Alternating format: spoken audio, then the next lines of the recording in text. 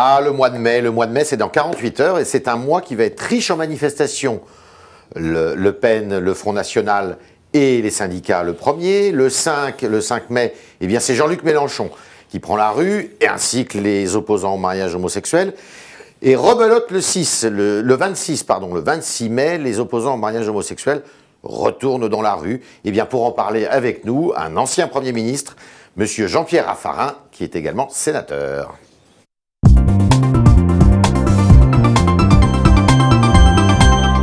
Raffarin, est-ce qu'on peut critiquer Angela Merkel? Bonjour.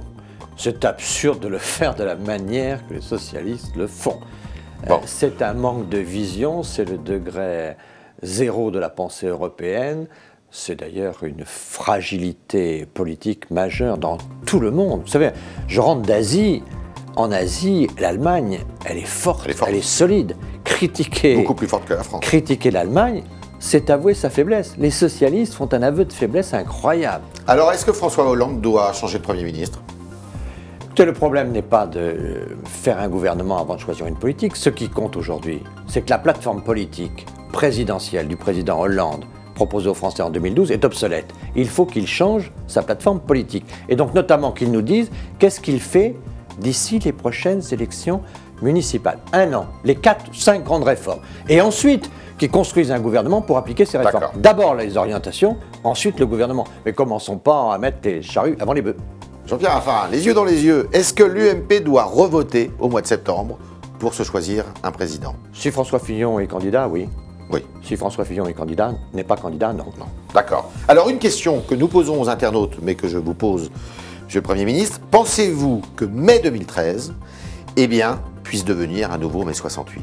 Je ne le souhaite pas. Qui a intérêt à l'effondrement de la France? Qui a intérêt à la fragilité de notre pays? Donc personne. Et donc, en ce qui nous concerne, d'abord, je pense à la France. Ensuite, si je pense à l'opposition, on n'a pas intérêt à un effondrement si fort et si vite du Parti socialiste.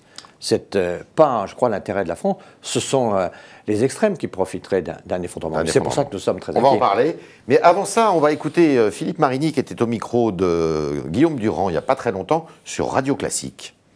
Si la droite veut reprendre les commandes, elle sera bien inspirée d'être attractive pour ce public qui s'est mobilisé. Alors qu'on se plaint sans cesse. Mettre en place.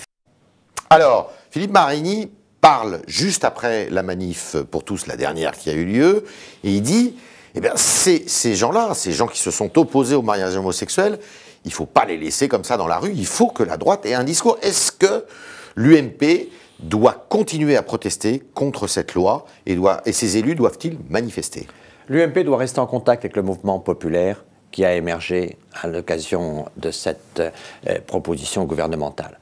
Mais au fond, la question aujourd'hui, c'est de faire face à la crise qui s'annonce. Ouais. Nous sommes devant un avis de tempête sociale et politique évident.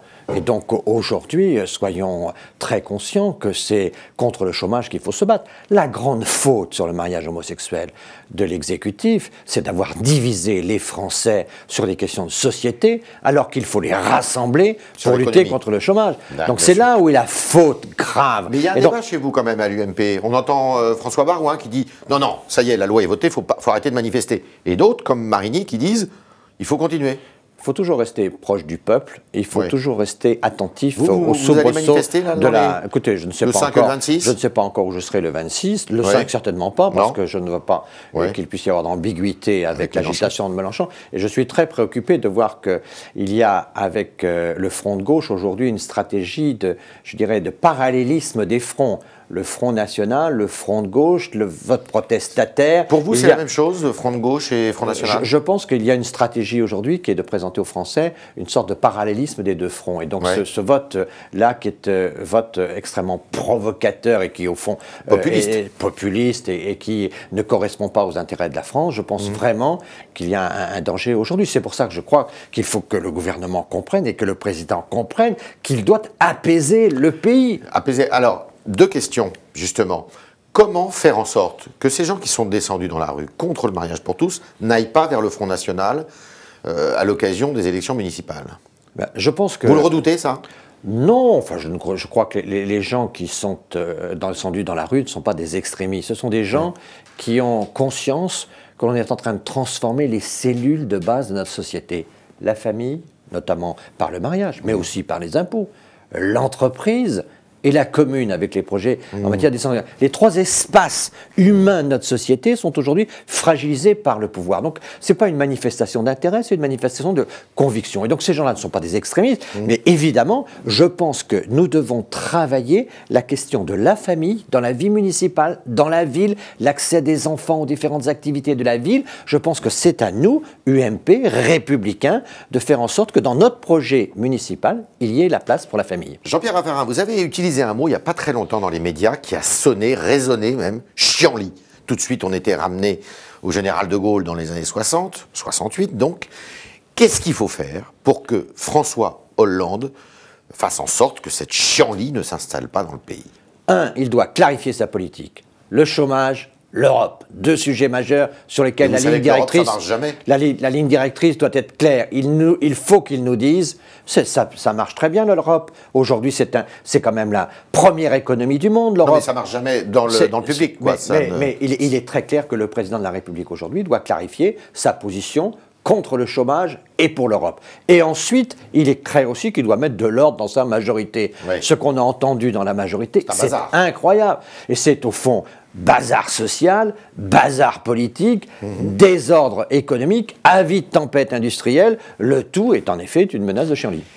Pour lutter contre le chômage, qui est la principale préoccupation des Français, qu'est-ce qu'il faut, ou si vous aviez une mesure d'urgence à faire? C'est tout simple. Il faut donner confiance aux entrepreneurs, quelque chose qui ne coûte rien. Oui. On passe les seuils de 50, on les passe à 100. On bouge les seuils. On fait en sorte que les contraintes commencent quand on a la taille de les assumer. Sans employés, sans salariés. Qu'on fasse en sorte que, d'abord, on aide l'entreprise à se muscler. Le jour où elle est musclée, on lui impose un certain nombre de contraintes. Mais avant, on l'aide à se muscler. Ça ne coûte rien et ce serait un signal fort. Vous m'en demandez une, il y en aurait beaucoup d'autres. Oui, mais celle-là, c'est un signal fort de j'ai confiance dans les entrepreneurs de mon pays. Car aujourd'hui, franchement, quand on regarde tout ce qui est en train de se passer, la défiance s'installe. Les entrepreneurs sont en train de quitter le pays. Alors, il y a une question qui fait florès en ce moment, c'est le gouvernement d'union nationale. Alors vous avez vu, il y a un sondage dans le JDD hier, les 2 tiers des Français y sont favorables. Votre point de vue là-dessus? Bon, je trouve que ce sondage est assez bidon. D'abord, il n'y avait que des gens de gauche. Il n'y avait que des gens qui avaient voté Hollande qui ont été... C'était un coup marketing. Donc François Bayrou est de gauche. Oui.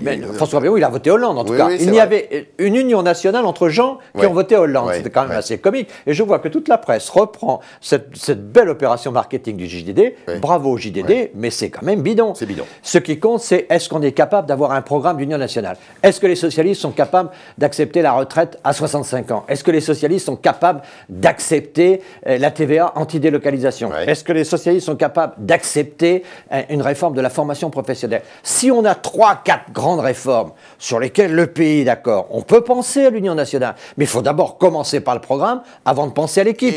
On met à nouveau la charrue avant les bœufs. On peut imaginer qu'un ancien Premier ministre comme Jean-Pierre Raffarin fasse partie de ce genre de gouvernement? Il ne faut certainement pas parler de ces choses-là et certainement pas commencer par là. Si un jour on était capable de se dire il faut allonger les durées de cotisation des retraites, il faut lancer vraiment un plan de compétitivité avec la TVA anti-délocalisation, aider à ce que les 32 milliards de la formation professionnelle servent aux entreprises et aux demandeurs d'emploi et non pas aux organisations socio-professionnelles, là il y a des sujets sur lesquels on peut être tous derrière ce programme. Alors qu'on soit au Parlement, qu'on soit au gouvernement, peu importe, ce n'est pas les équipes qui comptent, c'est les politiques. Et aujourd'hui, ce n'est pas parce qu'un nouveau ministre entrerait au gouvernement que ça changerait quoi que ce soit. Qu'est-ce qu'on veut faire? Et là, la plateforme politique de 2012 de François Hollande est obsolète. Il lui faut une autre plateforme politique. Alors, on revient à l'UMP pour 2 petites questions. La première, est-ce que, on sait que vous avez quand même une certaine tendresse, le mot est fort, pour Jean-François Copé. Il est juste. Ça vous convient? Ça vous conviendrait que ça reste comme ça, que Jean-François Copé continue à être le président? Je pense qu'il faut progresser, il faut que la convalescence s'affirme et qu'on puisse vraiment retrouver notre forme. Mais ça, on ne la retrouvera qu'à l'occasion des élections municipales, quand on aura rétabli le contact avec les Français. Mais je pense qu'il faut éviter de se diviser. Et j'apprécie l'attitude de François Fillon aujourd'hui, qui est une attitude qui est constructive. Il y a un mot qui ne m'a pas échappé. Vous avez dit rétabli la confiance avec les Français. Vous pensez qu'il y a eu une distorsion là? Bien sûr, quand on perd les élections, c'est qu'on a un problème de confiance. Et après, il y a eu le... On a perdu beaucoup d'élections, ouais. Et ensuite on a fait au niveau interne une fracture un spectacle pas terrible, ouais. qui était quand même pas très séducteur. Ouais. Et donc il faut rétablir la confiance. Mais le fond de l'affaire, c'est quand même qu'on a perdu la présidentielle. Et avant la présidentielle, on a perdu beaucoup d'autres élections. Donc on a cette confiance à rétablir. On la rétablira à l'occasion d'une nouvelle élection. Et c'est seulement après qu'on pourra parler d'alternance. Et les municipales sont l'occasion. Soyons rassemblés et cessons toutes les ambitions excessives quand elles sont trop personnelles. Vous pensez que vous pouvez, l'UMP, remporter pas mal de grandes villes je pense que l'état actuel du Parti socialiste nous laisse penser qu'un grand nombre de ses électeurs s'abstiendront. Et je pense qu'on aura de bonnes surprises aux élections municipales parce que la déception vis-à-vis du gouvernement socialiste est très forte dans le pays. Et vous risquez d'être chatouillé un peu par le Front National? Peut-être, mais je pense que c'est à nous de bien nous opposer. Mais enfin, le débat européen aujourd'hui montre en quoi le Front National et nous sommes incompatibles. Au-delà des valeurs, il y a aussi cette stratégie européenne qui nous rend incompatibles. Merci Jean-Pierre Raffarin, bonne journée. Merci à vous. Merci beaucoup.